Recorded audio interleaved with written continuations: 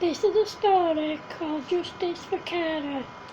Cara is 5 years old and she lives in a nice neighbourhood with her parents and 7 siblings. Alicia is 14, Alyssa is 12, Jace is 10, Carson aged 8.5, Libby aged 7, Janie aged 3 and Evelyn aged 1. She's a very happy, much loved little girl who wants for nothing. One day she's playing outside their garden gate when a ball rolled down the street and she ran after it. All of a sudden a man and a woman stopped in their car.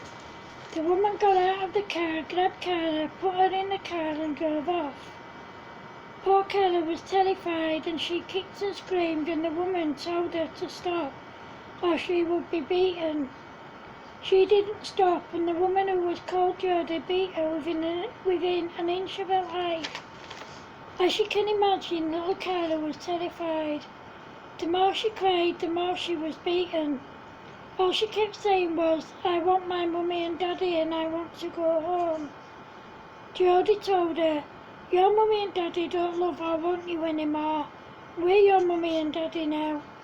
Of course this wasn't true because Cara's parents, Lisa and Carl, were desperately worried about her, so were her siblings. The couple kept Cara for a few weeks and every time she did anything wrong they beat her. She was never allowed to sleep in the house. She slept on an old mattress in the shed with only a bucket for a toilet. One day Janie and the man, Michael, were watching the news on TV when they saw Cara's parents appealing for the safe return of their little girl. Then they heard sirens and panicked. They grabbed Cara from the shed and ran into the woods. Thankfully the police went straight past.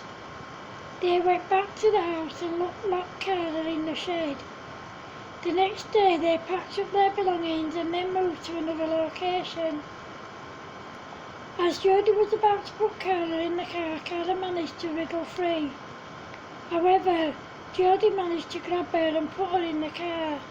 When they got to their new location, Cara got out of the car and tried to run off, but Jody grabbed her and beat her. This time, she tied her up so that she couldn't escape, but she kept screaming, so Jody gagged her. Another week went by and Cara was beaten again and again, and her family were desperately worried about her. Cara, Jody and Michael stayed at their new location for a week, but then someone recognised Cara and called the police. When Jody and Michael saw the police cars, they quickly grabbed Cara, got in their car and drove off. They managed to get away and a few miles down the road they stopped at a garage in the middle of nowhere and changed cars. They drove to another location, this time in the middle of nowhere.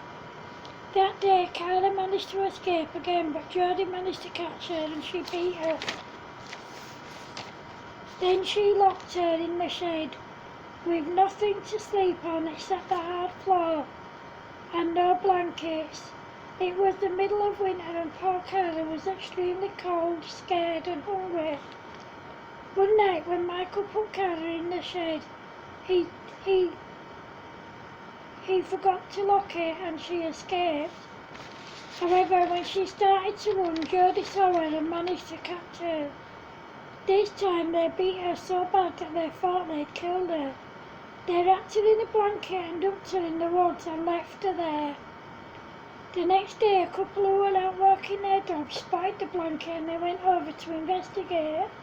When they saw the little girl, they knew that she was alive because she moved and made a groaning noise. The man immediately picked her up and took her to hospital. On arrival, they explained how they found Cara and the hospital called the police. The couple stayed with Cara until her parents got there. Cara was in a coma for 2 weeks. No one knew whether or not she was going to survive because she was so poorly. When she came out of the coma, she was still really sick and she was deeply traumatised. However, she managed to tell the police the names of the people who took her. When the police showed her some pictures of people who were wanted, she pointed them out straight away. It turned out that the couple were wanted for the attempted murder and abuse of 2 other little girls. Cara's dad, Carl, said, "We need to find these people because we need justice for our Cara." The police just said, "We're doing everything we can to find these people." 6 weeks went by, but Jodie and Michael were still on the run. Little Cara came out of hospital in a wheelchair because both her legs were broken when Jodie and Michael beat her. She was so deeply traumatised after her ordeal that she had terrible nightmares and she refused to go to sleep without the light on. A few more weeks went by and the couple still hadn't been found. The police were desperately searching for them so that they could get justice for Cara and all the other kids that these people had hurt. However, after the police had been searching for the couple for 6 months, they finally caught them. They tried to take another little girl, this time from a supermarket.